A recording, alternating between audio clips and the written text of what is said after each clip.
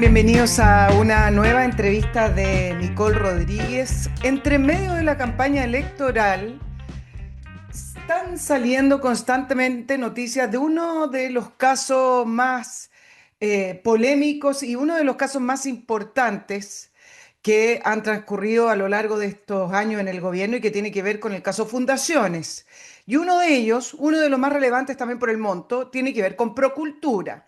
Estamos todos pendientes de la campaña electoral y de los candidatos y sin embargo, de a poco, uno tiene ese instinto y uno ve algo está pasando con Procultura, que no se ha podido seguir avanzando o que cada solicitud del Ministerio Público o de los abogados querellantes son, son puestos en duda o bien son rechazados por tribunales, muchas cosas con Procultura, un caso que esperemos que no termine escondido, que no termine sepultado, así como uno ve con otros casos como la compra o la fallida compra de la casa de Salvador Allende, que nos enteramos de que no hay más acción de fiscalía u otros casos también eh, como Sierra Bella, en fin.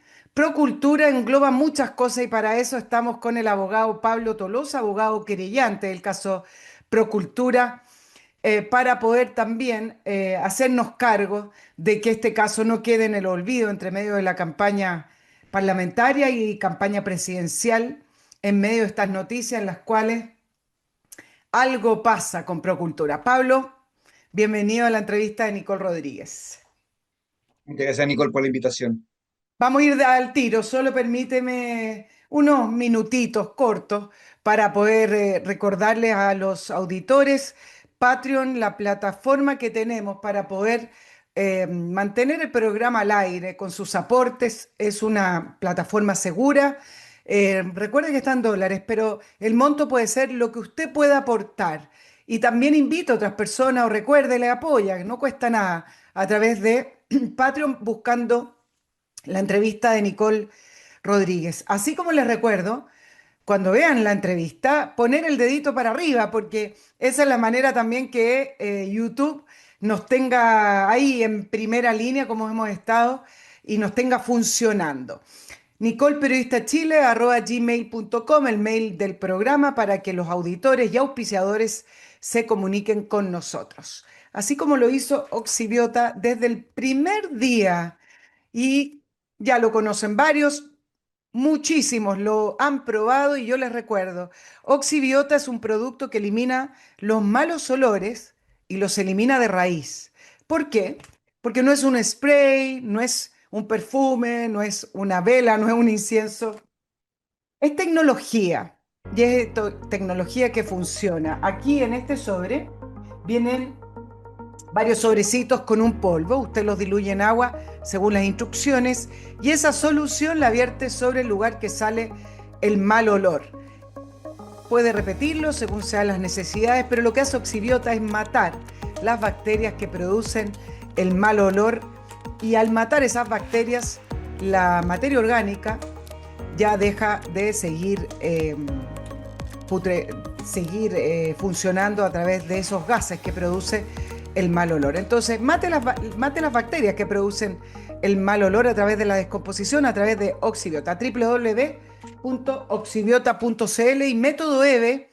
Viene el verano, la ropa es más ligera, mostramos más partes del cuerpo, pero además a las mujeres nos gusta estar bien, los hombres también en todo caso hoy en día. Y método EVE, a través de una innovadora tecnología con las últimas máquinas traídas de Corea del Sur, sí que saben en Corea del Sur de estética, bueno, a través de esas máquinas usted puede solucionar, transformar y modelar su figura sobre ciertos problemitas que no hay solución con la dieta o con el gimnasio, como puede ser la celulitis, piel de naranja, grasa localizada, flacidez, una serie de situaciones que vivimos las mujeres y los hombres que no nos gusta ni mencionar, no nos gusta mirar, pero hay que solucionarlo y esta es la mejor manera porque el método EVE tiene un método seguro, efectivo y es lo último que ha salido en el mercado.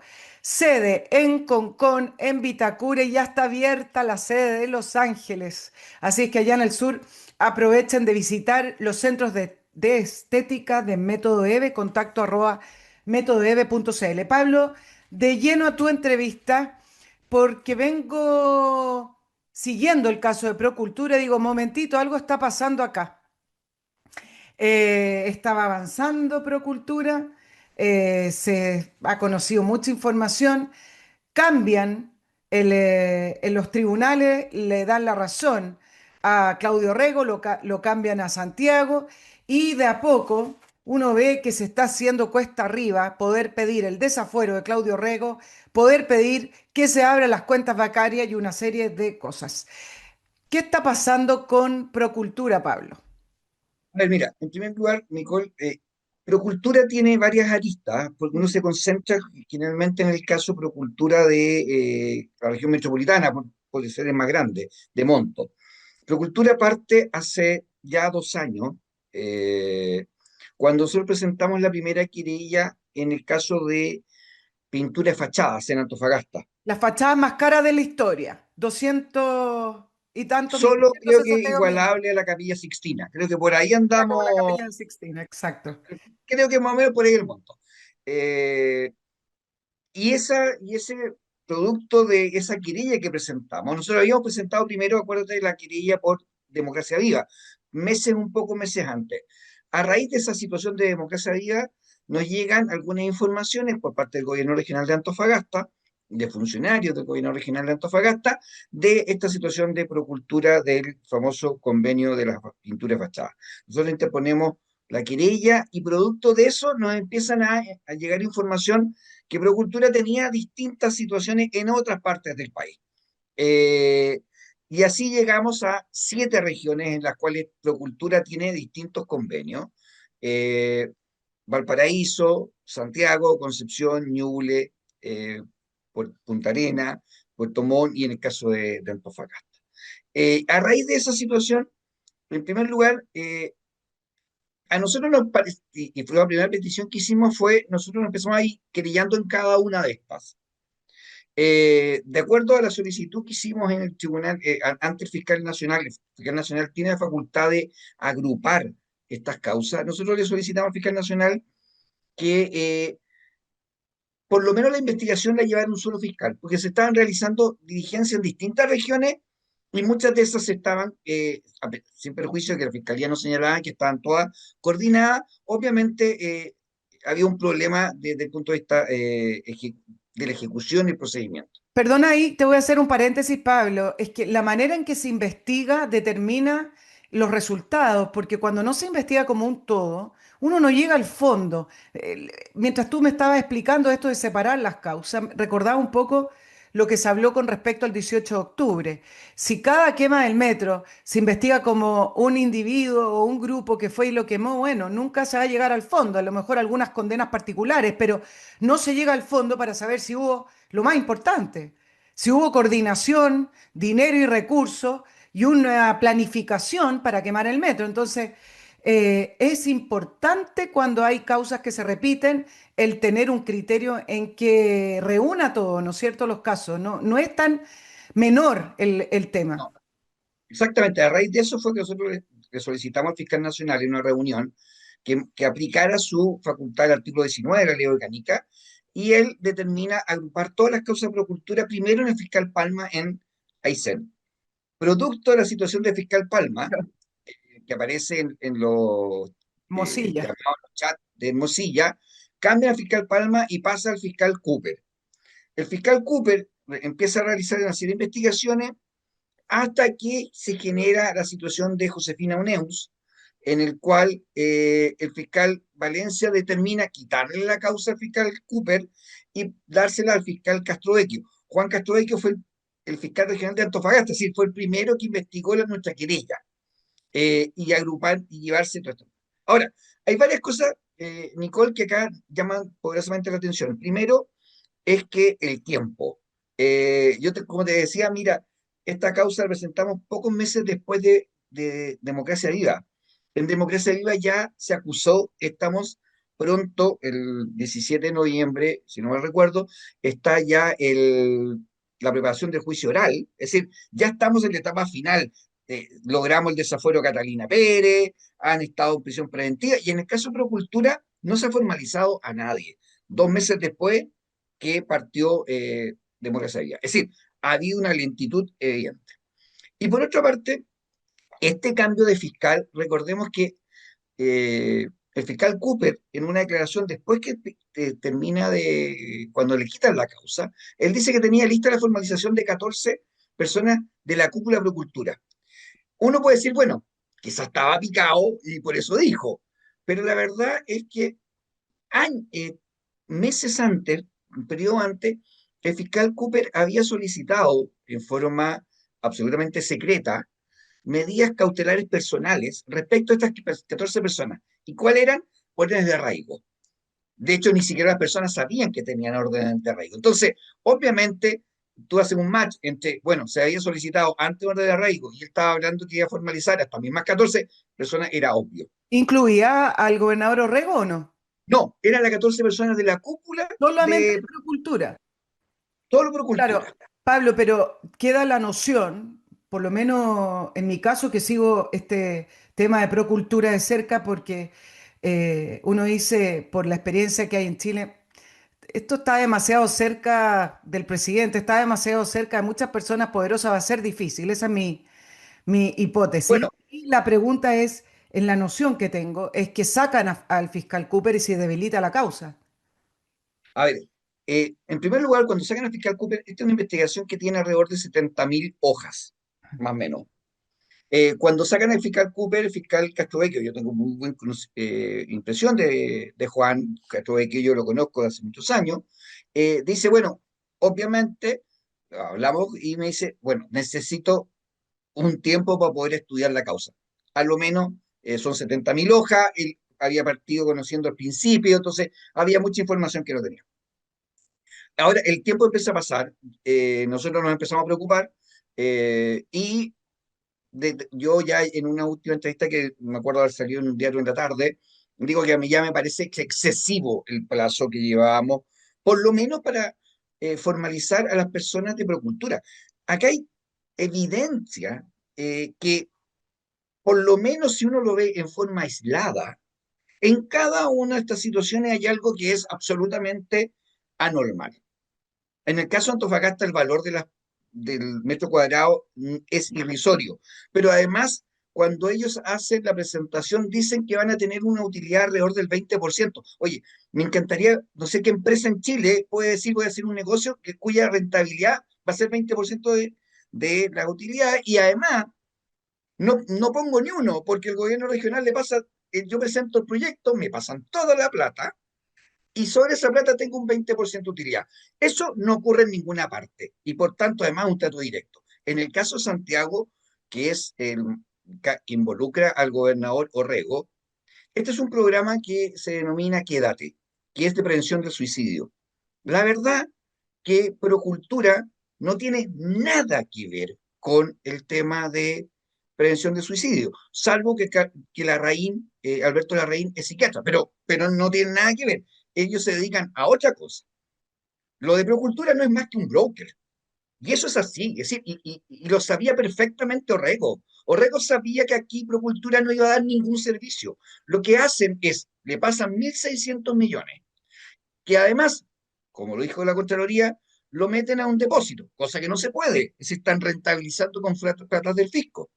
Como ellos no son quienes prestan el servicio, sino que lo que tienen que hacer es contratar, entre comillas, a fundaciones que sí se dedican a esto, y ellos hacen intermediación entre las fundaciones que contratan, la Fundación Antonio, etcétera, José Ignacio, fundaciones que efectivamente se dedican al tema del suicidio, con los servicios de salud metropolitanos. Y por eso ganan plata. Es decir, son brokers. Es decir, cero. Entonces, cuando tú ves esto, es indignante. En el caso, por ejemplo, de Ñuble, Nicole, lo que ellos hacen es un servicio dedicado a una especie, iba a haber un encuentro binacional entre eh, el gobierno regional de Ñuble y el gobierno provincial, la provincia de la gobernación de Argentina, correspondiente al mismo paso fronterizo, y Procultura lo que hace es de una productora, y por eso se ganan más de ciento y tantos millones de pesos. Entonces, cuando tú empiezas a mirar estos montos, eh, esta trazabilidad es obvio que acá, y bueno, y el mayor punto termina cuando nosotros damos a conocer producto de esta querella, poco tiempo después, Alberto Larraín dice, me declaro en quiebra, no tengo ni uno, todo se me fue, aquí perdón, fueron bicicletas, aquí no hay ninguna bicicleta. Si todos los gobiernos regionales le pasaron todo el monto de una sola vez, es que aquí no hubo necesidad de hacer bicicleta. Ni siquiera. Voy a ir por parte. En el caso de Procultura con Orrego, ¿es el millón de dólares o hay más montos involucrados? En el caso de Orrego se le pasaron 1.600 millones. 600 millones. eh, de esos 1.600 millones ellos rindieron 600. Ahora, en todos estos casos que nos ha tocado ver el tema de lo que es propiamente de corrupción, todas las empresas te dicen, o en realidad todas las fundaciones que nos ha tocado estos temas, dicen, mira, nosotros rendimos.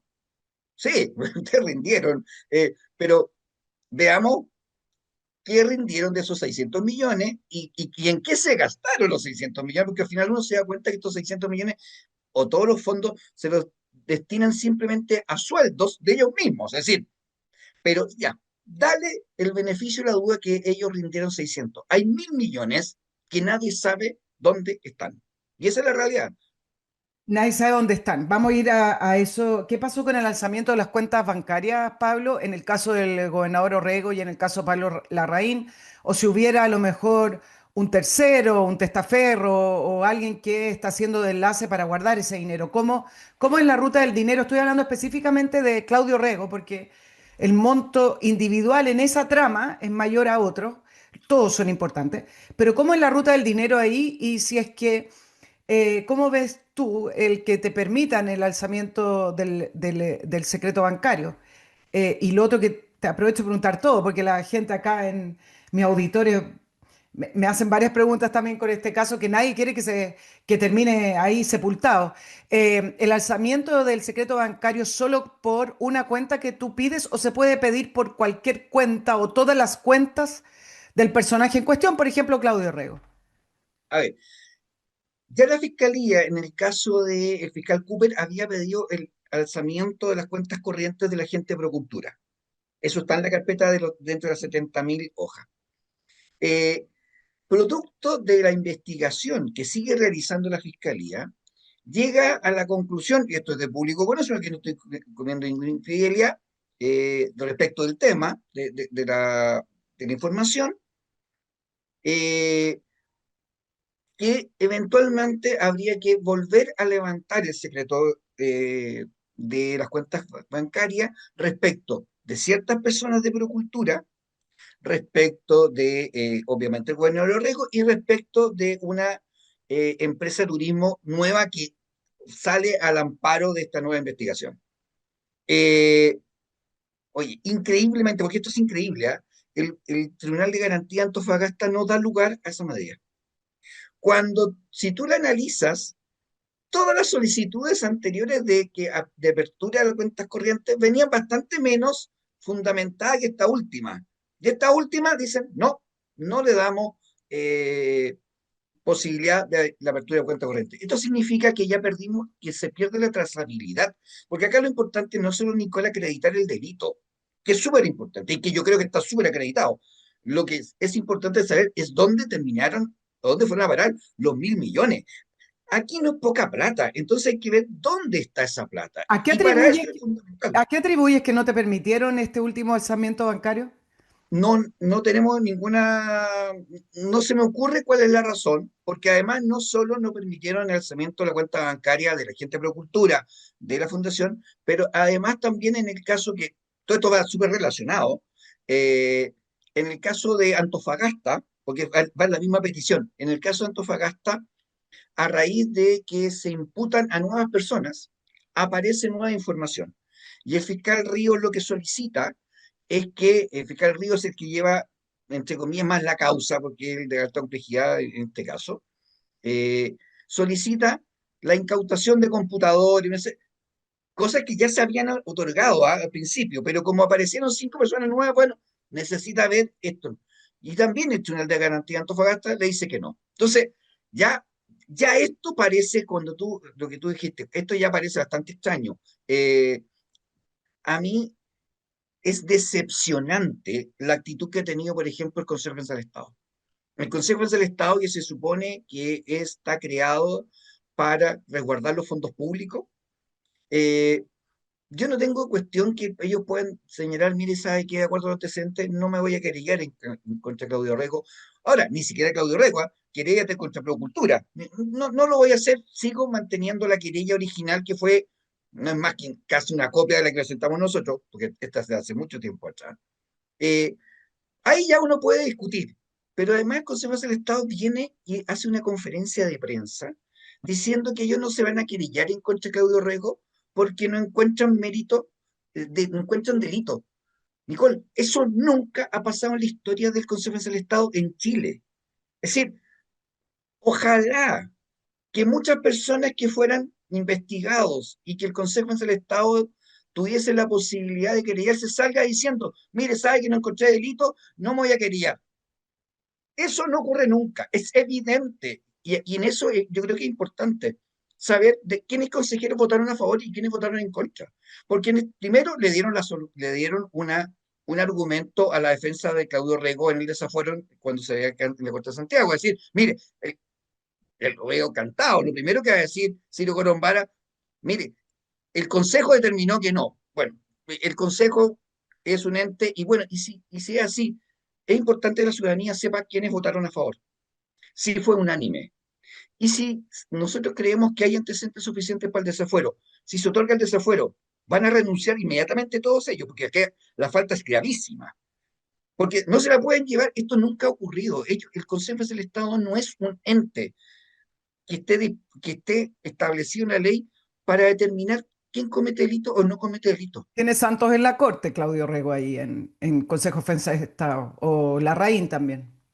Es que realmente me llama poderosamente la atención. Ahora, Entonces, este caso, a medida que se ha ido acercando, y eso tú dices, esa es lo la, dices muy bien, Nicole, a medida que vamos acercando la investigación hacia situaciones más de poder, se ha ido destrabando. En el caso de Democracia Vía, yo tengo súper claro que desde el momento en que se otorgó el desafuero de Catalina Pérez y que más que nada el Frente Amplio le quitó el peso a Catalina Pérez, la causa voló. En este caso, no ha volado, se le ponen todas las trabas posibles. claro, la sensación es que dejaron caer a Democracia Viva, pero en el caso de Procultura hay una muralla y es muy difícil de explicar a veces en palabras esta sensación de que siempre, a la medida que este caso empezó a acercarse a la moneda, a la relación de Carlos, de Alberto Larraín con el presidente y con otros también, del Frente Amplio que están en los cargos importantes, digamos. Y en el caso de Claudio Rego, que es una persona que está en política hace tanto tiempo y me imagino que sus redes están extendidas, pero el punto es que avanzaba, avanzaba y hoy uno ve que se está topando con muro y muro, Pablo, es muy difícil de describir porque son estas redes y estos muros quizás tácitos, abstractos, que protegen a ciertos personajes, ¿o no? Bueno, para nosotros, yo digo, para mí hay dos cosas bien raras que me han pasado. Y en eso yo soy bien objetivo, ¿ah? En esa situación. Primero, el hecho, es evidente que parece rara la situación respecto del Tribunal de Garantía de Antofagasta. Es decir, o se están resguardando demasiado en sus resoluciones producto de la situación y que les golpeó mucho el tema de UNEUS, puede ser, pero es raro. Y en segundo lugar, el tema del Consejo del Estado es más raro aún. Eso no ocurre nunca. Lo he conversado con otros abogados, lo hemos tratado, yo lo he tratado de estudiar, lo he hablado con gente del Consejo del Estado que ya no están antiguos, y dice, oye, esto nunca ocurre. Nosotros, es más, podría haberse ni siquiera haberse querellado y haberse quedado callado y no generaba ningún efecto. Acá lo que hizo fue al revés. El Consejo del Estado, que está destinado a resguardar fondos públicos. Faltan 1.000 millones de fondos públicos, sale a decir, mire, no sigamos investigando, da lo mismo, total son 1.000 millones. Es decir, realmente es muy extraño lo que está La pasando. misma semana que pedían para Camila Polisi, que no tiene ninguna, un poder, ninguna injerencia, a lo mejor estaba ahí y aprovechó la pasada, no, más, estoy siendo coloquial, piden Eh, más de 10 años a Camila Polisi, que no tiene ningún rol relevante en la política, digamos, en el caso Lencería. Pablo, los antecedentes que tú tienes para pedir el desafuero de Claudio Rego, ¿tú vas a seguir adelante pidiendo el desafuero? ¿Cómo es el nos- proceso de desafuero de Claudio Rego? a ver, nosotros vamos a seguir adelante. Yo esto lo he conversado con muchas personas acá. Ya lo nuestro ha sido un tema. Primero se cuestionó que nosotros fuéramos querellantes en el caso de Democracia Viva. Después se cuestionó mucho que fuéramos querellantes en el caso de Procultura. Mucho se dijo que esto era un abuso que además tenía una visión política. Y eso porque tú Eh, representas a la UDI. Eso porque represento la UDI, yo fui constituyente en el primer proceso, se pensaba que iba a ser candidato, o decían que iba a ser candidato a diputado en estas elecciones. Yo dije que no lo iba a hacer, que para mí era, tenía otro sentido, pero a pesar de eso, nosotros seguimos absolutamente en forma profesional y vamos a seguir adelante. Acá ya es una cruzada. Yo siempre he dicho, eh, y si tú te lees todos los libros de derecho penal, sobre todo las últimas, sobre todo el tema de corrupción, lavado de activos, eh, estos delitos tienen no solo es el monto y la plata del Estado, sino que ataca dos cosas que para uno es fundamental. Uno, que es la fe pública.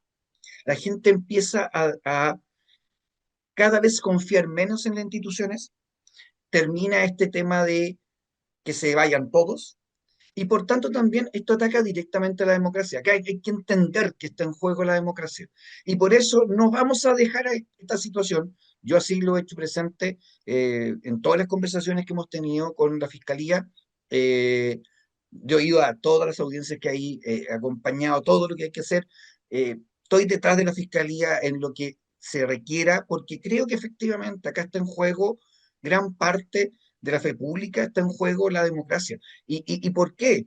Porque si al final tú termináis estos casos cerrándolo, como tú lo dijiste, Nicole, hay una serie de casos que al final se le tira tierra. Queda la sensación en la gente que acá efectivamente no existe una independencia y por tanto eh, da pie a un populismo asqueroso y que termina matando la democracia. Bueno, y no, nos roban la plata a los contribuyentes. Ahora, pero algo hay con los casos del fiscal Cooper que iba como avión. Uno veía que se aceleraba el caso de Sierra Bella, estaba acercándose a Carol Cariola.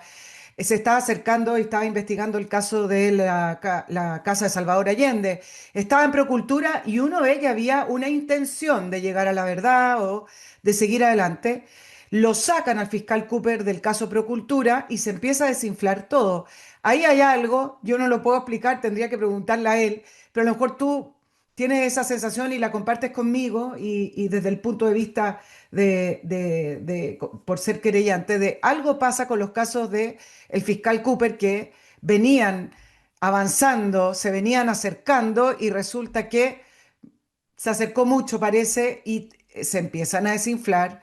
El caso de la compra de la Casa Salvador Allende, a pesar de que legalmente no se podía, a pesar de todos los WhatsApp que uno ve que hubo presión de la ex senadora Allende y una serie de otras irregularidades, se desinfló. Sierra de ella se desinfló. Y aquí estamos con Procultura. ¿Cómo lo ves tú, Pablo? Bueno, es bien preocupante. A ver, yo en el caso del fiscal Castro Vecchio y el caso del fiscal Eduardo Ríos que están investigando, yo veo que efectivamente ellos están realizando todas las gestiones. De hecho, pidieron el desafuero de Claudio Rego.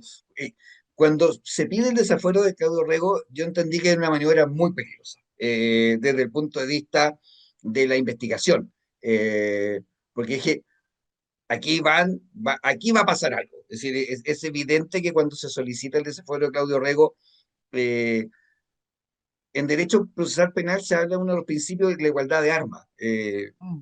unos principios que existen. aquí las armas no son muy iguales. Piensa tú que en este caso el querellante soy solo yo, y el caso de Claudio Rego tiene 9 abogados. Es decir, no estamos muy pares en ese sentido y por tanto la fiscalía también. Y generalmente en estos casos de corrupción juega un rol bien importante y por eso es bien trascendente el Consejo del Estado. El Consejo termina siendo un gran colaborador de la fiscalía eh, y, y así nos ha pasado con Democracia Viva, donde está la fiscalía, está el Consejo, estoy yo, y entre los tres se ha ido armando este tema porque tú te enfrentas al otro lado un ejército de abogados que obviamente van estableciendo distintas teorías. Es Entonces, normal que una persona, un particular, tenga 9 abogados, eso es carísimo. Es decir, es, es primero, rarísimo porque, para cuestionarse que tenga un ejército de abogados, me imagino que lo pagará con fondos privados y la pregunta es, bueno, ¿cómo tiene tantos fondos privados para pagar un ejército de 9 abogados el gobernador Orrego? bueno, De los y mejores Nicole, abogados, ¿ah? Porque Ciro es que, es Colombara que, no es es barato. que eso, es que eso te quiero decir, Sí, po. no son cualquier 9 abogados, porque uno podría No. decir, mira, son 9 abogados. Ahora, si uno hace un doble clic, no son 9 abogados, son mucho más, porque Ciro Colombara tiene un estudio jurídico con 8 abogados. Pero tú estás hablando de Ciro Colombara, Burgo, Correa Sutil, es decir, Gastón Gómez. Estás hablando, entre comillas, en cada distintas especialidades, exministros del Tribunal Constitucional, exministros de Estado, el subsecretario, Gastón Gómez, El poder de las redes del Estado metido ahí en la defensa. completo. Entonces, y eso no debe ser. No creo que todos sean pro bono a esta altura del partido. Entonces, eso no debe ser para nada barato. Es cosa que preguntarle a la gente que tiene causas penales eh, de esta envergadura cuánto cuesta los servicios. Así que eh, esa es otra llamada de atención, es decir, oye, ¿de dónde está sacando todos estos fondos? Entonces, creo que efectivamente acá es importante, primero recalcar que, de mi punto de vista, la Fiscalía está haciendo la pega. Ya. Eh, con Cooper se aceleró mucho. Con Castrovecchio partió un poco más lento y yo entiendo que Juan Castrovecchio obviamente tenía que estudiar las 70.000 hojas. Ha hecho un avance, solicitó el desafuero de Claudio Rego. Yo aquí estoy viendo que hay otras instituciones que no están haciendo su pega. Creo que el Consejo de Estado no ha hecho su pega. Creo que acá los tribunales de garantía, si bien el proceso penal se basa sobre la base de una presunción de inocencia, el derecho a la defensa, eh, es un proceso que siempre se ha dicho que es un proceso garantista. Una de las grandes críticas que le hace un sector a esta reforma procesal penal, que ya lleva muchos años. Yo no soy de ese sector, no creo que sea tan garantista, yo soy un abogado penalista defensor, pero creo que no es tan garantista el sistema o no debía ser tan garantista. Eh, si está bien, basamos un principio de legalidad, en un principio de la defensa, eh, pero yo creo que efectivamente acá los tribunales también deben entender que tienen un rol, que es el de hacer justicia. Y en este caso estamos hablando de un tema que es relevante, que es muy importante para la ciudadanía, donde se juega mucho y por tanto uno esperaría mayor celeridad, uno esperaría que los tribunales obviamente tuvieran una mirada, no estamos hablando todos los delitos son importantes, tú lo dijiste, Nicole, en un momento. Eh, todos los casos de cultura son importantes, pero acá estamos hablando de un monto mucho mayor. Y por tanto, no es que sea un caso más importante que otro, pero obviamente hay temas que requieren de un mayor estudio, de una mayor acuciosidad, de ser un poco más proactivo. En conclusión, hoy no está desaforado Claudio Rego y no hay levantamiento del secreto bancario en el caso ni de Orrego ni de Alberto Larraín, ¿cierto? Ni tampoco de esta otra compañía, empresa de Ni de turismo. la compañía. Ahora, a medida que pasa el tiempo, ¿se pierde el rastro del dinero, Pablo? Te lo pregunto en tiempos en los cuales las transacciones son electrónicas, salvo que los maletines sean por abajo y se escondan maletines en conventos como en Argentina, pero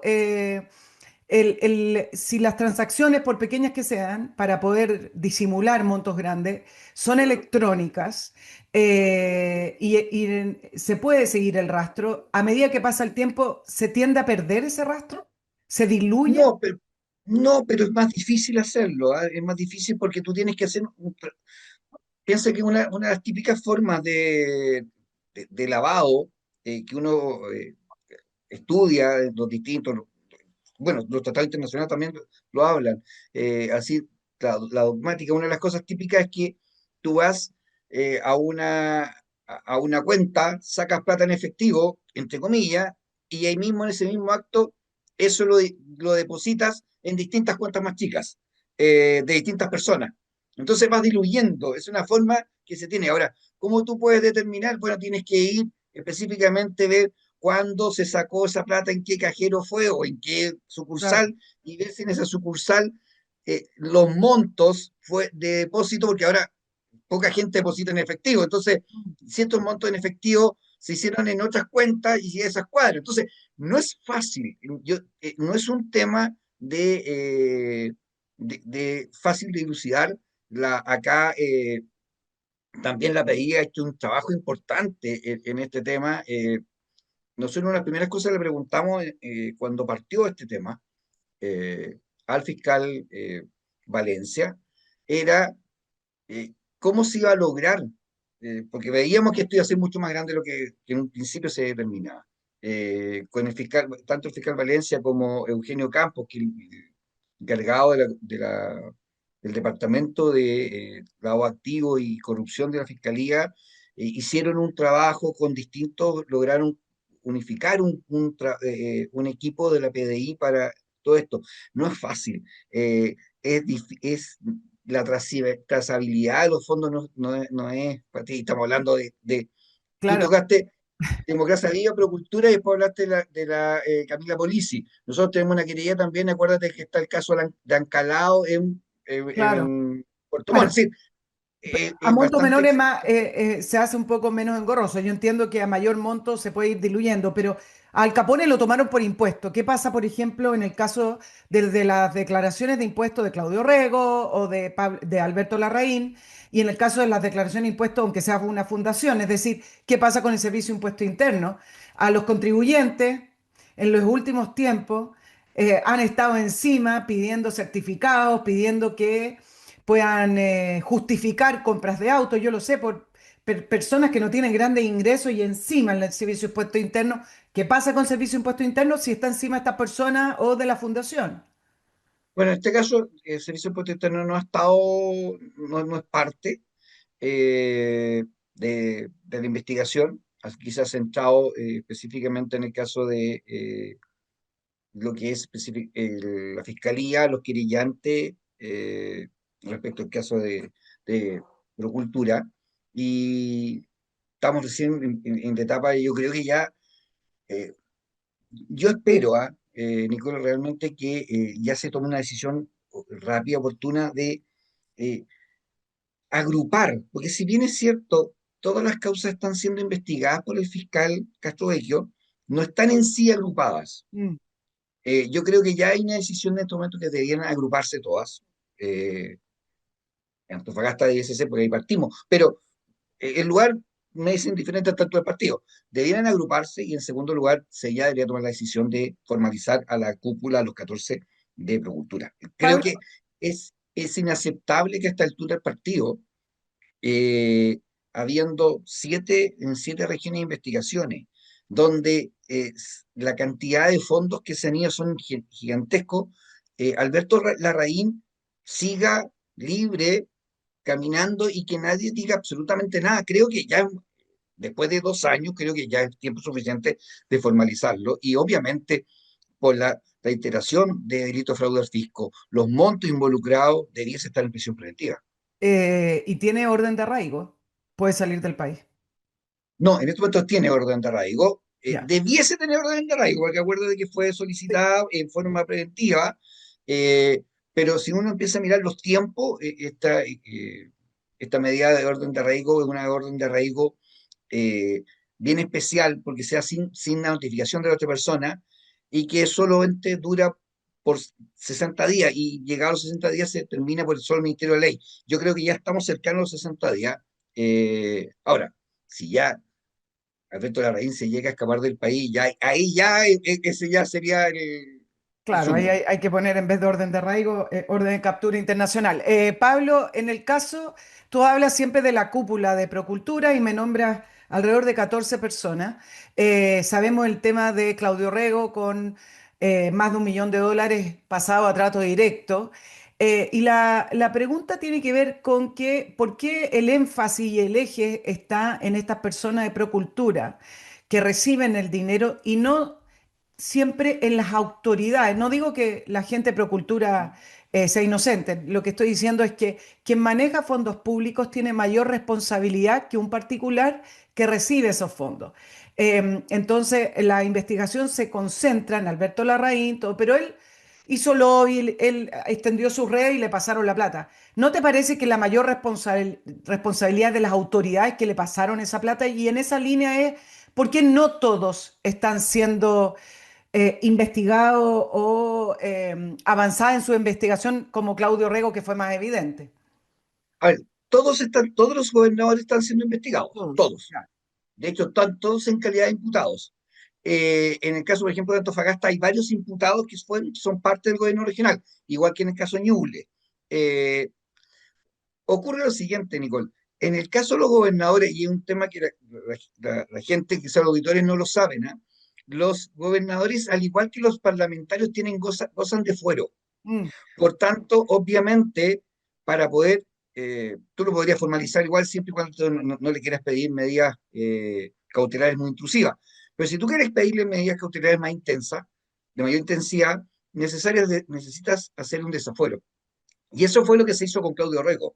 Eh, por eso se le desafuera, porque lo más probable, se le solicita el desafuero, porque lo más probable que se quieran pedir medidas eh, cautelares de mayor intensidad o la más gravosa. Ahora, ¿cuál es el tema? Que esto se había pedido en la Corte de Apelaciones de Antofagasta. La Corte de Apelaciones de Antofagasta había fijado la vista de la causa para el 6 de octubre. Eh, Producto de una solicitud de Silvio Colombara de determinar que no era Antofagasta el tribunal competente, se termina mandando la Corte al séptimo juzgado de garantía de Santiago y por tanto hace competente a la Corte de Apelaciones de Santiago, al Pleno de la Corte de Apelaciones de Santiago que tiene que conocer el desafuero.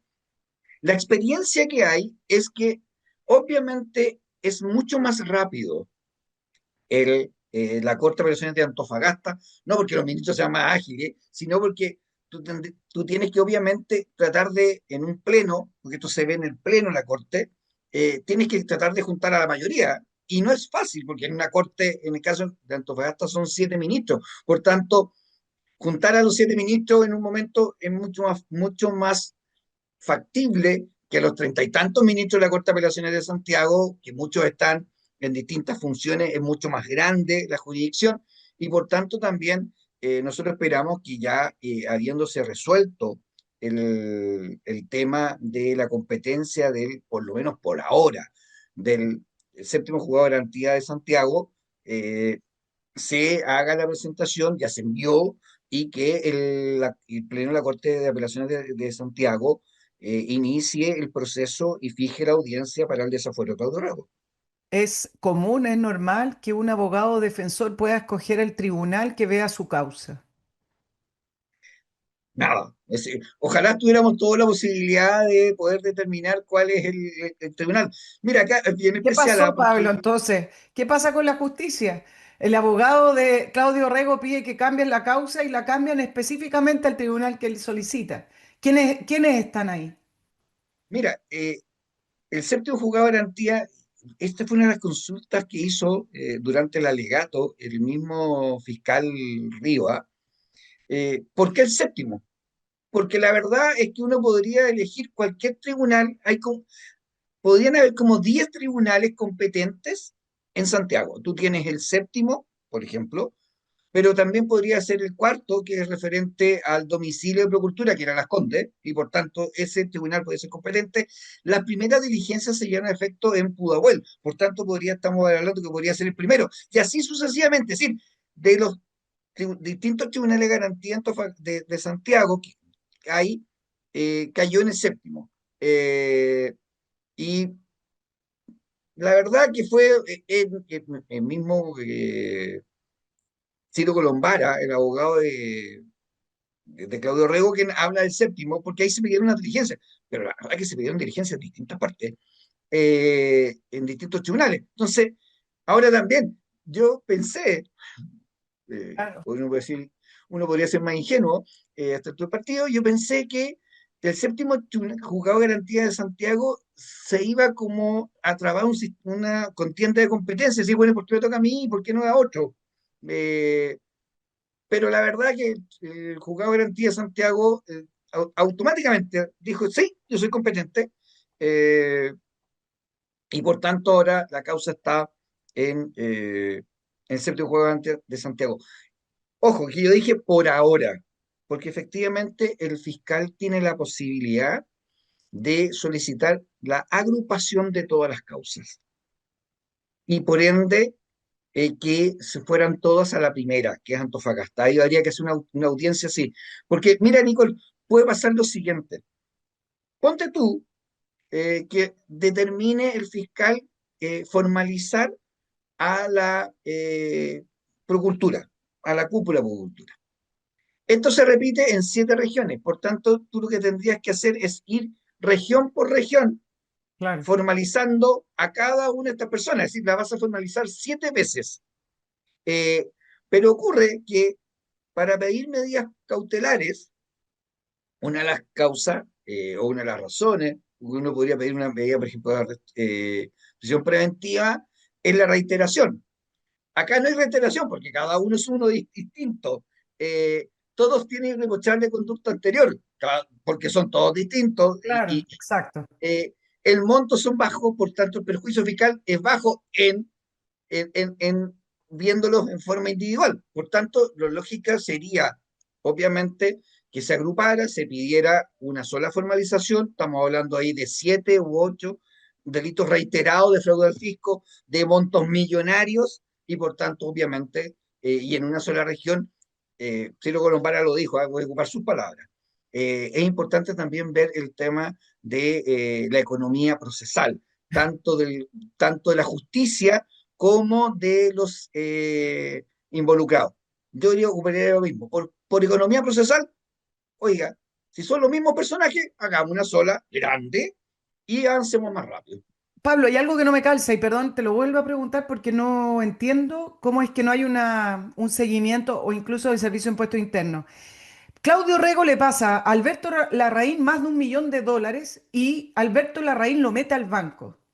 Cualquier persona hoy que mete $1 millón y más, porque estos son 1.600 millones, el banco más o menos levanta alertas, tiene que avisar, o sea, la gente normal, los ciudadanos que no cuentan con redes de poder en general, las instituciones, los bancos están obligados a ciertos tipos de información, el Servicio de Impuestos Internos pregunta, ¿cómo es que metiendo, porque una cosa hubiera sido el maletín con dinero, mete al banco 1.600 millones y se puede perder la ruta del dinero? O sea, ¿falta acá el Servicio de Impuestos Internos o falta simplemente el levantamiento del secreto bancario? Bueno, yo creo que una de las cosas del levantamiento de secreto bancario es precisamente eso, es decir, ¿dónde, dónde está? Ahora, ¿por qué? Porque todo el mundo está, mira, esto es casi anecdótico o pareciera ser casi divertido, están todo el mundo preocupado de la compañía de seguro que no paga el seguro, ¿ah? Sí. De los 1.000 millones que la compañía determinó que no los iba a pagar, y no los iba a pagar porque acá encontraba que acá había un fraude, que se había establecido un fraude del seguro. De hecho, la querella que nosotros presentamos, una de las últimas, es precisamente también por fraude al seguro. Entonces están todos preocupados. El Consejo General del Estado se fue en contra de la compañía de seguro porque la compañía de seguro no ha pagado los 1.000 millones. Claro, una cortina de humo. Oye, pero, pero los 1.000 millones es porque alguien se los pasó a una persona que se quedó con los 1.000 millones. ¿No es más importante poder querellarse contra la persona que se quedó con los 1.000 millones que con la compañía de seguro que no paga esos 1.000 millones? Me imagino que no se quedó, que los repartió. ¿Ustedes tienen alguna noción o por ahí no han podido entrar de cómo repartió ese Eh, dinero o si le llegó de vuelta a Claudio Rego una cierta cantidad? la verdad es que ese es el gran dilema y por eso es que la Fiscalía en este nuevo impulso empezó a solicitar la apertura de cuentas corrientes, porque hasta el momento no se ha logrado acreditar en el proceso qué pasó con esa plata. Ahora, tal como dices tú, es súper fácil, no es fácil, pero sería No, mucho no es más fácil, pero hay factible, mecanismos. Eso es lo que... claro, y por otro lado, sería mucho más, no sé, te digo, ocultar, no sé, 10 millones de pesos. Uno podría, pero estamos hablando acá que solo en Santiago son 1.000 millones. Entonces, no es una cosa que uno diga, oye, no lo podéis sacar ni siquiera por el banco. Es decir, el banco no te podría dar el matín. Mira, ojo, en el caso de Antofagasta, el tribunal, el Consejo del Estado, que sí se metió en Antofagasta y no acá, increíble. En el caso de Antofagasta, que fue al inicio, por supuesto, entonces, todavía no aparecían los grandes nombres. eh, Ellos pidieron que se embargaran una cuenta corriente, que se supone que habían alrededor de 300 millones, 400 millones. No recuerdo bien la cifra exacta. Ellos lo piden un día, lunes, el tribunal de Antofagasta en forma muy rápida se la otorga. eh, el Tribunal de Civil de Antofagasta entendió la trascendencia del tema. El día viernes va el receptor a embargar las cuentas que estaban hasta el día miércoles en el banco, comprobado. El receptor judicial va el día viernes a notificar el embargo al banco y no había ni uno. Ni uno. La cuenta estaba en cero. Es una cuenta que estaba destinada, que habían 300, más de, entre 300 y 400 millones de pesos, y que de un día para otro desaparecieron. Eso es imposible. Es decir, no es factible que una persona llegue a la caja de un banco y diga, quiero retirar mis 400 millones que tengo. Yo no sé si alguien lo podrá hacer en Chile y que le pasen un maletín y se lo lleven los 600 millones, 400 millones en efectivo. Ahí tiene que haber una trazabilidad, esa plata no la puede sacado por caja. Es evidente que eso tiene que ser. Entonces, No, y aquí aunque vuelvo lo a lo que haya dijiste sacado tú, por caja, tiene que haber una trazabilidad igual. O y sea, aquí vuelvo a lo que dijiste tú, difícil, pero puede Nicolás, al ser. principio. Por eso es importante que se agrupen, porque tú estás hablando de los 400 Antofagasta, tienes los mil y tantos de otro lado, ciento y tanto. Entonces, tú cuando empiezas a sumar, claro, tú puedes empezar a jugar con las distintas cuentas, pero si está todo agrupado, es más fácil ir viendo cuál es la ruta del ¿Lo van dinero. a hacer, crees tú, Pablo?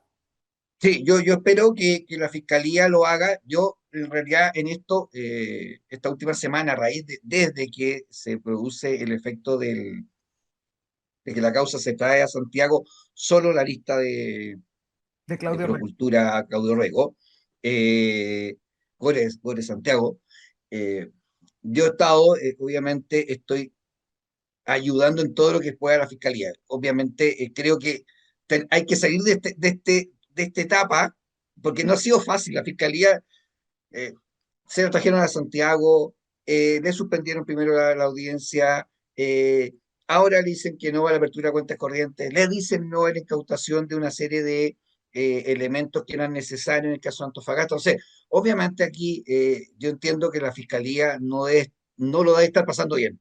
Y en una causa yo creo que acá lo que nos corresponde a los querellantes es prestar toda la ayuda, porque nuestro interés es ese, nuestro interés es que se sepa la verdad. No solo que se cometió fraude al fisco, sino que también poder determinar a dónde se fueron los Pablo, 1.600. ¿cuál es la suma total que ha ganado Procultura con todos estos fondos públicos? Total, no tengo. Estamos hablando cercano a 4.000 millones. Ya, ok. O sea, puede ser más más de 4 millones de dólares y mucho más, porque estoy leyendo Y algunas. mucho más, porque a la larga tú vas sumando. Piensa tú que en Antofagasta solo eran 600 millones. Acá 1.600. Ahí ya llevamos 2.200 millones. Yo creo Y que suma más, sí. sí, no, ahora, todo este tema de lo que es específicamente el caso convenio, cuando nosotros partimos, digo nosotros, cuando la UDI me pidió, en ese tiempo estaba en la directiva Javier Macaya y la Pepa Hoffman, me solicitan que me haga cargo de este tema con otros dos abogados. de la UDI, eh, esto partimos con Democracia Viva. Nosotros pensábamos que era eso, ¿ah? A eso nos abocamos, a esta altura casi insignificantes, los Claro, por millones el monto. de Pero Procultura, Pablo, por el en el montón. caso de fundaciones, ¿es Procultura la institución que más ha sacado plata al Estado? Sí, es Sí, ¿no? decir, a ver, yo creo ¿Por que qué? aquí hay cosas emblemáticas. Mm, Primero, Democracia Viva es emblemática porque fue la primera. mm, Y de esa forma se llegó a un hilo conductor. Yo siempre he sostenido que acá hubo una arquitectura tendiente a defraudar al fisco de Chile. ¿Y por qué una arquitectura? Porque está bien, uno podría decir que en el caso de Democracia Viva, que está involucrado específicamente el Servio, uno podría decir, mira, acá lo que ocurre es que el Ceremi de Antofagasta se equivocó. Ya, perfecto. Oye, pero esto se repitió en Antofagasta, en Iquique, en Valparaíso, y tú ahí viendo Estas son muchas equivocaciones, Pablo. que casi todas las regiones se equivocaron y todos se equivocaron igual. Entonces, Claro. no es muy lógico. Y en el caso de los gobiernos regionales y en el caso de Procultura, eh, es emblemática por dos razones. Primero, porque involucra a muchos gobiernos regionales y a muchas regiones. En segundo lugar, porque es la fundación que más plata se llevó. Y todo en un periodo súper corto, porque acá, cuando a ti te dicen, no, mira, es que, y esto Alberto Larraín dice, mira, lo que ocurre es que tuve un problema con la bicicleta. Oye, sí, esto fue casi en un solo año, en 2 meses, acá no hay bicicleta, acá es al revés. Eh, pero esto yo ya, las personas que estamos y los que hemos estado metidos un poco en este tema de las causas de lo que es netamente corrupción, eh, ya el discurso es el mismo. Oiga, el discurso en el caso de eh, Democracia Viva, Andrade Contreras y la Catalina Pera, nosotros no nos conocíamos. En el caso de Claudio Rego con Larraín, yo no tengo idea que el señor Larraín, después, bueno, sí, sí, sí, parece que lo había visto. Claro. Y después, sí, sí, somos amigos. Todo esto, y esa es una de las cosas que uno extraña en el caso de la resolución del Consejo del Estado. Claudio Rego, semanas antes, noti- eh, propone a Alberto Larraín para ser miembro del directorio de una de las corporaciones del gobierno regional de Santiago. Poco después de siendo miembro del directorio de la corporación de una de las corporaciones del gobierno regional de Santiago, se le otorga por trato directo estos 1.600 millones. Nadie se le ocurrió en el gobierno regional de Santiago que podría haber negociación incompatible. Por ejemplo, eh, que pareciera que en realidad esto no era tan pulcro desde el punto de vista que él era parte de la corporación. Ahora, cuando se le ha preguntado, y esto la otra vez lo conversábamos con algunos consejeros regionales, y yo también soy parte de la denuncia que los consejeros regionales de la UDI y el Partido Republicano presentaron en contra de Claudio Rego en el Tricel. Y cuando conversaba con uno de ellos, yo le preguntaba, bueno, ya nadie dice que encuentra raro esta situación. Y la explicación de muchos de los consejeros que me decían, no, mira, cuando nosotros preguntamos, dijeron, mira, es que no sabíamos quién es que este señor Alberto Larraín tenía algo que ver con Procultura. No es el trabajo. Pablo, el tema de Procultura con los gobiernos regionales transversal a los sectores políticos o a Alberto Larraín, perdón, dije Pablo. Alberto Larraín, en general, sus acuerdos eran con gobiernos del oficialismo o partidos políticos de izquierda. No, todos los casos de Procultura son todos con los gobiernos regionales de izquierda, todos. Ya, Estáis hablando o estamos hablando de Frente Amplio, que es eh, la mayoría de los casos son todos Frente Amplio. ¿Ah? Yo diría que habrá prácticamente. un par de excepciones. No sé si Eh, han investigado además la arista de la relación de Alberto Larraín con el presidente Boric en la línea de si incidió, si hubo llamado del presidente a alguno de estos gobiernos para que le dieran esos montos y esos supuestos proyectos a Alberto Larraín. ¿Esa arista está siendo investigada o no? Sí, está siendo investigada, pero sobre todo porque ocurre lo siguiente, y aquí hay que ser bien objetivo. Alberto Larraín se ufanaba de su amistad con el presidente. Eso es así. Él ha hecho presente en varias ocasiones que él era muy amigo del presidente.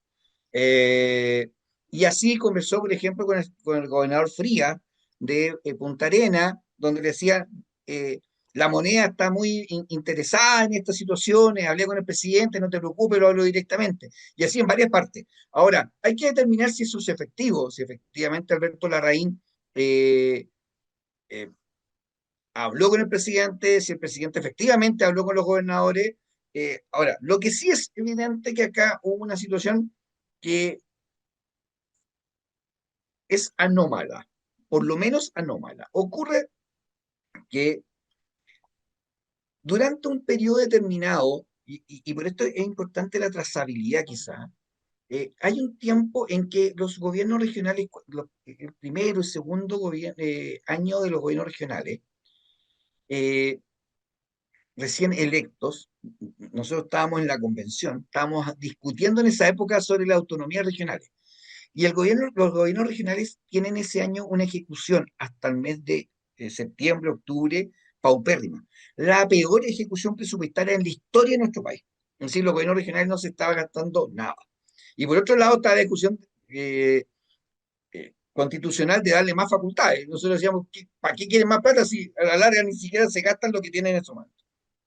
E increíblemente, en el último mes, y uno podría decir que en las últimas semanas de diciembre de ese año 22-23, se gastan toda la plata. Entonces acá, efectivamente, lo que ocurrió fue que, y esto autorizado tanto por la DIPRES, es decir, por la Dirección de Presupuesto, que autoriza cambios de partida, como también en el caso de la Subsecretaría de Desarrollo Regional, Miguel Crispi, que visa, de acuerdo a lo que señalan los gobernadores, porque todos los gobernadores dicen, mire, ¿por qué? Yo no tengo nada que ver con Procultura. Yo llegué a Procultura porque Miguel Crispi, que era subsecretario de Desarrollo Regional, nos avala estas fundaciones. Y como nos dieron la posibilidad de traspasar plata en forma directa y todos los montos a través de la DIPRES, nosotros lo hicimos. Esa es la explicación un poco que hacen los gobiernos regionales. Ahora, Miguel Crispi dice, yo nunca dije que hicieran esto con Procultura. Yo lo único que dije fue, conozco a Procultura y hay un certificado en el cual sé que es una buena fundación.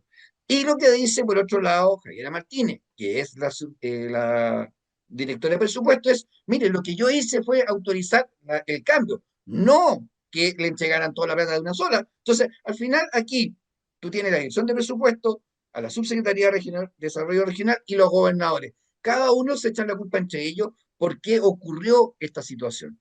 Pero a la larga, lo que pasó fue que todo se le entregó a una misma fundación, fundación que es evidente que el presidente así nunca lo ha negado, que él tiene una relación cercana o tenía una relación cercana con Alberto Larraín. Esta venía de mucho tiempo antes, producto específicamente de que él estaba en este proceso de enfermedades y que Alberto Larraín era como su asesor en el tema de enfermedades psiquiátricas, lo que estaba levantando cuando él era diputado.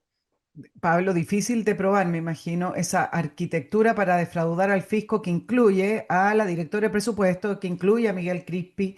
Me parece que comprobarlo en tribunales es difícil y dos, también me parece difícil, pero ahí quiero tu opinión, el poder también demostrar a lo mejor, si es el caso, pero todo parece ser que sí, que la relación del presidente con Alberto Larraín implicó también que se involucrara el presidente para que Alberto Larraín adquiriera, le abriera las puertas y le dieran estas grandes sumas de dinero. Bueno, no es fácil, ¿ah? Eh, todo lo que tú quieras decir no es fácil. Esto es algo que al final nosotros lo hemos logrado determinar y trazar en base a los 70.000 hojas que hay en el expediente y un poco lo que tú dices. Cuando uno lee Antofagasta, se encapsula en este Antofagasta. Cuando uno ve Ñuble, se encapsula en Ñuble. Cuando uno ve Magallanes se encapsula en Magallanes y así en cada una de las regiones. Eh, pero cuando tú empiezas a unir esto, tú te empiezas a dar cuenta que efectivamente acá hay un patrón que se va repitiendo. Puede ser lo que yo llamaba una arquitectura que se va repitiendo, donde tú efectivamente vas viendo que van pasando los mismos tiempos, en el mismo plazo, es la misma forma, son las mismas personas, eh, y que obviamente tiene una influencia y que lamentablemente en el caso o bien, un beneficio de Claudio, de Alberto Larraín, obviamente él se ufanaba de esta amistad que tenía muy profunda con el presidente Sí, Boric. creo que no basta, no basta para que te abran las puertas a ufanarte de una amistad. Yo creo que hay que comprobarla, porque Ahora también acuérdate, conociendo cómo funciona el poder, muchos se ufanan de muchas cosas. No creo, creo acuérdate, que es muy simplista decir que bastaba con decir, oye, soy amigo, ábreme la puerta. Mm. acuérdate, Nicole, que se decía en su oportunidad que Alberto Larraín podía haber sido subsecretario de Desarrollo Regional, que era un Sí, cargo que él quería, o también ministro de Salud en el gobierno del presidente, presidente Boric. Entonces, obviamente, no uno dice, se ufanaba, ¿no? Ciertamente todo el mundo sabía que había un sí. grado de amistad Dos real. cositas, Pablo, para ir terminando. Ustedes han investigado Procultura en la lista Isla de Pascua. Mira, yo tengo auditores en Isla de Pascua. Durante 2 años me han escrito que por favor investiguen a Procultura en Isla de Pascua. Alberto Larraín viajaba a Isla de Pascua y también tenía un programa y me han mandado algunos antecedentes, los tengo ahí en mis mails, y la pregunta es si está abierta esa lista de Sí. Procultura en Isla de Pascua. En la quinta región hay dos. En la quinta región está lo que es, o en la región de Valparaíso, en lo que es Isla de Pascua, que es un tema, y el otro que es donde era candidato la pareja de Alberto Larraín, eh, que es la cordillera. Entonces, Limache, si no me recuerdo.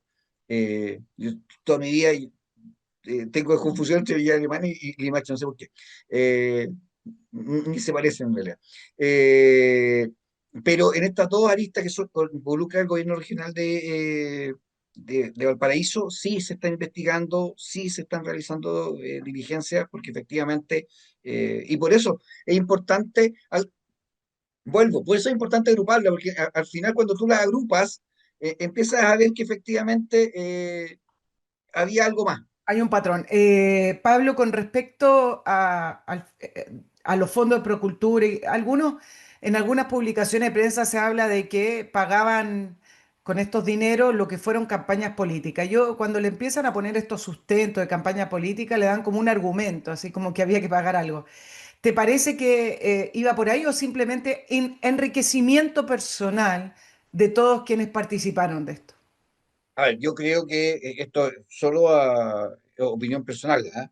Yo creo que efectivamente acá hubo financiamiento de campañas Está políticas. pagando Es cuentas evidente. atrasadas. Sí, es evidente. A ver, es mucha plata. Eh, y además, no solo mucha plata. Uno tiene que ir al periodo en el cual estamos hablando que es mucha plata. Entonces, eh, de hecho, no solo lo digo yo, sino también la Fiscalía lo plantea, que eventualmente hay acá un tema de financiamiento de la política, y eso es así, eso es así. Y no solo la política como en el caso, por ejemplo, de Democracia Viva, lo que hacían ellos era que producto de estos fondos pagaban a distintas personas, 12 funcionarios que eran todos cercanos a Catalina Pérez. Entonces, a la larga lo que hacías tú era financiar, en cierta forma, el equipo de Catalina Pérez. Claro. Acá no solo había eso, sino que también, por ejemplo, en el caso de la pareja de Alberto Larraín, Procultura compró una casa y esa casa en el primer piso, en el segundo piso, de acuerdo a los antecedentes que estaban, estaba la oficina de Procultura, pero en el primer piso era el comando de su pareja, que era candidato a alcalde. Entonces, a ver, no es que uno pueda decir, mira, pareciera que no, es evidente que había. Y también muchas de las personas que trabajaron en la campaña dicen, mire, o que trabajaban en Procultura, decía yo trabajaba en Procultura, pero también trabajaba en las tardes o atendía la campaña, es decir, trabajaban media jornada en La campaña Procultura. de Gabriel Boric también me imagino. Es que acuérdate que estamos Vale. todos en un mismo periodo. Acá hay un tema de, en el caso de Gabriel Boric, es distinto porque en su campaña ellos no eran gobierno. Igual Procultura tiene algunas cosas en esa época. No, no era Recuerda el que hay un gobierno, pero chat, me refiero que están pagando deudas, a eso me refiero. claro, acuérdate que hay un chat entre Alberto Larraín eh, y quien era presidente de Frente Amplio, eh, que él le dice, yo he pasado más plata a este partido sin ser militante que todo lo que han aportado todos ustedes. Hay un chat que más o menos señala eso, y eso está ahí, y nadie ha desmentido que efectivamente Alberto Larraín haya ayudado a financiar el Frente Amplio. Si es tan evidente, ¿crees, Pablo, que va a haber justicia o al revés, que la justicia se va a convertir en un muro y esto va a quedar sepultado igual que la casa, la compra de la casa de Salvador Allende, igual que otras situaciones de este gobierno? A ver, yo tengo la esperanza que se va a terminar de hacer justicia. Nosotros estamos involucrados en esto. Una de las razones, yo te dije al principio, de por qué nosotros decidimos meternos en el tema, pero también por qué decidimos, en su oportunidad se decide, y esta es una decisión que toma el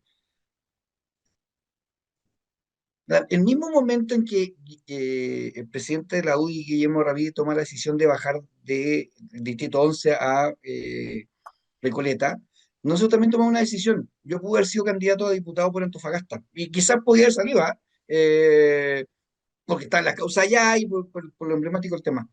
Pero tomamos la decisión en ese momento, tanto por parte de la directiva de la UDI y yo, de que esto es muy importante.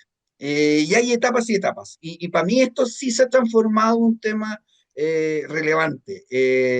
Tengo lleno de libros, todos los libros acá son todos de derecho penal, todos son de hecho corrupción. Me he dedicado a esto porque creo que es importante. Eh, y yo por lo menos no voy a dejar esta causa. Esta causa la partimos nosotros, se ha incorporado gente que después se va, pero nosotros seguimos con la fiscalía casi hasta altura un poco siendo porfiados, pero vamos a seguir hasta el final porque creemos que es necesario que estas causas se esclarezcan, porque yo te repito, acá está en juego la fe pública, y esto no lo solo digo yo, sino que piensa tú que una de las cosas de primeras resoluciones de la Corte de Apelaciones de Antofagasta, un ministro dijo, acá se defraudó con los fondos que estaban destinados a las personas más vulnerables del país. Era en caso de democracia con la gente de los campamentos. Acá se defraudó no solo con plata, se defraudó con la fe pública, porque al final son todos proyectos que, Nicole, el proyecto de Santiago es de prevención del suicidio. Es decir, es súper importante, súper relevante. No se podría haber ido un peso a una cosa distinta que no a prevenir el suicidio de las personas. Ya, pero hay Y otros acá, temas que un proyecto así cuesta 1 millón, más de 1 millón de dólares. O sea, ahí hay dos temas. No sé si, mire, yo sé que suena importante y suena sensible. Yo no sé si es importante porque los fondos son limitados. A lo mejor era más importante financiar otras cosas. No lo sé. Suena bien, suena, está perfecto para que nadie lo critique, pero yo no sé. Yo pongo mis dudas con respecto a si ese era no, el yo proyecto digo, que había que gastar, y menos si costaba más de 1 millón de dólares, ¿no? es decir, eh, 1.600 millones de No, pesos, mira, entonces la verdad, Pablo, yo creo que hay casi que 2 millones de sacar, dólares. yo sé que hay que hablar bonito y qué sé yo, la sensibilidad, pero la verdad es que es la plata de los contribuyentes, sea a los más pobres, a los medianos, a la clase media, la plata de los contribuyentes no se roba. La plata de los contribuyentes es efectivamente, por eso tenemos impuestos altos, para que se utilice correctamente y no para que se lleve al bolsillo ni para que se lleven a pagar amigos, equipos de trabajo o campañas políticas. Y eso es lo que creo que ojalá se pueda descubrir en este caso y que devuelvan la plata con interés y que la devuelvan en el caso que sea pertinente con cárcel, me parece, si es que fuera No, así. yo estoy absolutamente de acuerdo contigo. Sí, yo creo que efectivamente acá, y ese es el sentido, acá no se puede ir un peso. Eh, No somos un país rico, como para andar derrochando en distintas cosas.